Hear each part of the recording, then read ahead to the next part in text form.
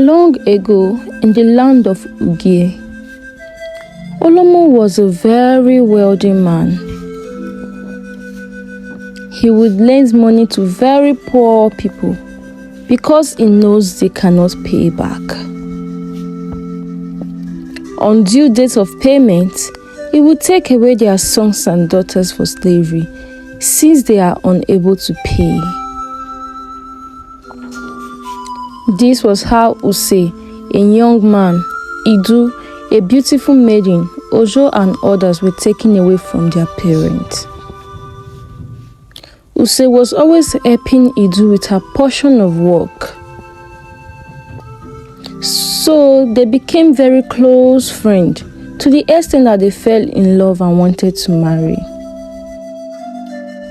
One day, while Idu and other slaves were working at Olomo's farm, Olomo found Idu attractive. So he called Idu. He promised her wealth and freedom if she agrees to be his ninth wife. Idu refused because of her love for Use. Olomo was so angry. "You, a common slave, you dare to reject me," he said. Because of this, Olomo starved all the slaves and beat them up. Some of the parents were able to raise money to pay their kids. Others who could not complained and begged the king for mercy. They begged the king and told him Olomo practiced slavery under his nose. The king could no longer bear the complaint, so he ordered Olomo to set all the slaves free. Olomo tried to bribe the king with gifts, but the king rejected them. All slaves were set free, but when Idu got home, she found that her family died from hunger. Idu ran to the palace and begged the king for help. And the king helped by hiring all the slaves he set free. Olomo was so angry and wanted revenge one way or the other. The king took Idu as his own daughter because Idu's parents died after they took her for slavery.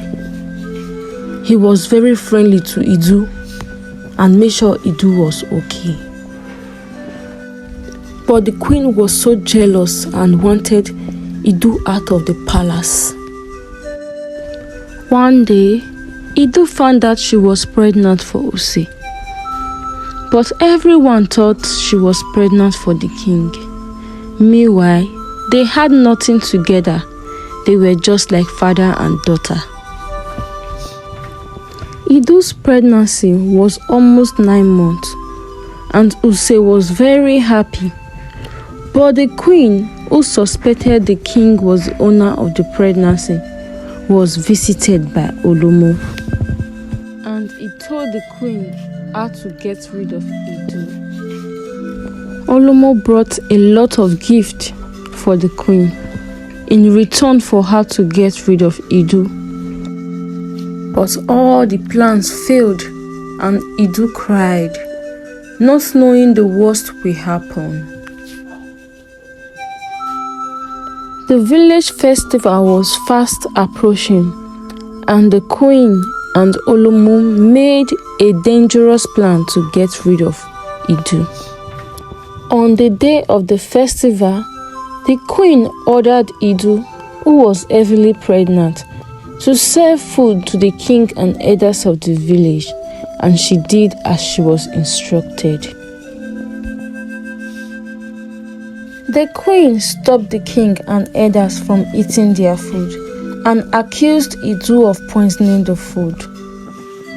Idu could not deny because she was in labor due to shock, and she was sentenced to death immediately by the elders. Use and the king could not stop the killing since it was the judgment of the people, the queen and the elders. Despite Idu's begging and innocence, She was killed and dumped in the river, but the king was able to send someone secretly to save her baby. When Use heard about the death of his fiancée, not knowing his newborn baby is alive, he committed suicide by drowning himself. Idu's spirit could not rest. She haunted the queen and Olomo in their dreams. She added by haunting the villagers in their farm, in the river, and many other places. She would yell and say, "I am innocent. I am innocent. Until justice is served, I will never rest." People became very scared to leave their home. Native doctors were consulted. Sacrifices were made, but yet nothing changed. People began to starve due to the fear of leaving their home for daily bread. Olomo's farmers and wives ran away because Olomo's property were being haunted. Olomo could no longer sleep because his dreams were haunted. He fell sick and no one was present to take care of him. Then he died, and nobody came for him. He died a lonely death. The queen also fell sick due to lack of sleep. She ran mad and confessed, but that was not enough for Idu. She haunted her till she committed suicide. Idu was still not satisfied and started haunting the villagers and elders. The villagers and elders were all starving and scared, but the king, who was unhappy about this whole situation, had to beg Idu to please forgive the villagers. He further explained to her that the elders and the villagers were not aware, that they never knew she was innocent. Furthermore, he added that the child she left behind is going to be the next ruler. If you were to make decisions on her behalf, would you forgive the villagers?